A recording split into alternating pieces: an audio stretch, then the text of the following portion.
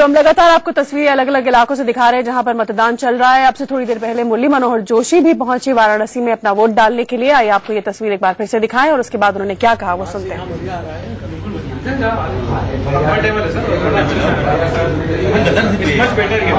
सांसद हैं, क्या प्रमुख बातें रही मन में आपके जब आपने फैसला किया वोट डालने का? क्या सोच कर वोट तो डाले हैं, तो सोचना क्या है? वोट डालना तो हर एक नागरिक का कर्तव्य है।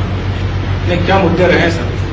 मुद्दे ये हैं कि भारत में वर्तमान यूपीए 2 सरकार को हटा के भारतीय जनता पार्टी के नरेंद्र मोदी के नेतृत्व में एक मजबूत और विकासोन्मुख सरकार बनाई जाए। 18 सीट जो है लोकसभा के पूर्वांचल की वोट हो रहा है, क्या लहर क्या दिख रही है आपको?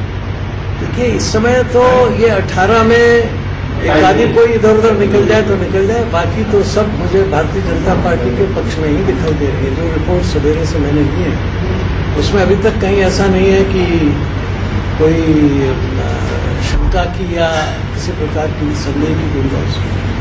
ये तो अब एक चुनाव निश्चित हो गया, इसमें कोई फेरबदल की गुंजाइश नहीं है।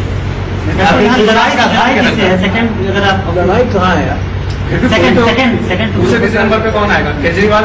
पता नहीं साहब कौन आए, इनमें से कहाँ आएंगे कि नहीं आएंगे, बसते भी रहेंगे कि नहीं रहेंगे, शाम तक कुछ पता नहीं। देखिए, एक तरफा लड़ाई मानते हैं बिल्कुल पूरे तौर पर भारतीय जनता पार्टी के पक्ष में। डॉक्टर साहब, बनारस में सभी आप कह रहे हैं 18 में अधिकांश सीटें बीजेपी को मिलेंगी, इस विश्वास का आधार क्या है आपका? इस विश्वास का आधार हमारा ये जो हमारे कार्यकर्ताओं ने काम किया है और जिस प्रकार से लोग कांग्रेस, सपा और बसपा की सरकारों से उबे हुए हैं, तो उनके सामने और कोई विकल्प नहीं है। मोदी फैक्टर काम करेगा? मोदी फैक्टर काम कर रहा है? मोदी फैक्टर तो काम करता ही है, उसमें क्या दिक्कत है? आपको संदेह है कोई? नहीं, हमको संदेह। बस तो ठीक है।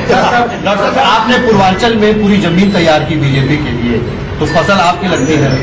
देखिए, हमने तो सारे देश में तैयार की, आज से तैयार कर रहे हैं। हम तो 52 से तैयार करने में लगे।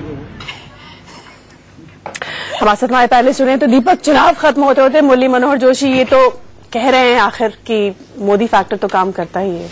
जी हाँ, बिल्कुल कहना ही पड़ेगा, क्योंकि चुनाव खत्म हो चुके हैं। लोगों को लग रहा है कि सरकार बनेगी और जब सरकार बनेगी तो मंत्रिमंडल बनेगा, मंत्रिमंडल बनेगा तो मलाईदार मंत्रालय भी होंगे, मलाईदार मंत्रालय होंगे तो मलाईदार मंत्रालय चाहने की इच्छा भी होगी। तो ऐसे में कौन चाहेगा?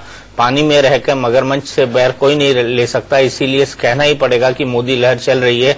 और वैसे साथ ही साथ उन्होंने ये भी इंडिकेट कर दिया कि ये पूरी की पूरी फसल तो हमने ही तैयार की है, सन 1952 से हम इस फसल को तैयार कर रहे हैं। तो दोनों बात कहकर निकल गए हैं डॉक्टर मुरली मनोहर जोशी। और वैसे भी वाक्पटु हैं, वो बोलने में माहिर हैं, संभल के बोलते हैं, नाप तौल कर बोलते हैं, और वैसा ही हमको सुनने को मिला। लेकिन जैसा मैंने कहा, पानी में रहकर मगर से कोई बैर नहीं लेता। स्मिता से एक रिएक्शन, क्योंकि स्मिता आप मुस्कुरा रही थी जब उनका। नहीं, जोशी जी की बातें काफी सिग्निफिकेंट हैं, क्योंकि आपने देखा होगा जब उन्होंने कहा कि मोदी जी की लहर है, तो उनका जो एक पॉज था, शायद वो इसके आगे भी कुछ वाक्य जोड़ना चाहते थे, लेकिन उन्होंने नहीं कहना बेहतर समझा। और दीपक जी जो बात उठा रहे हैं, जो जोशी जी के संदर्भ में इन्होंने कहा, आप बनारस जाकर देखती, बीजेपी के किस प्रदेश का कौन सा नेता वहां मौजूद नहीं था।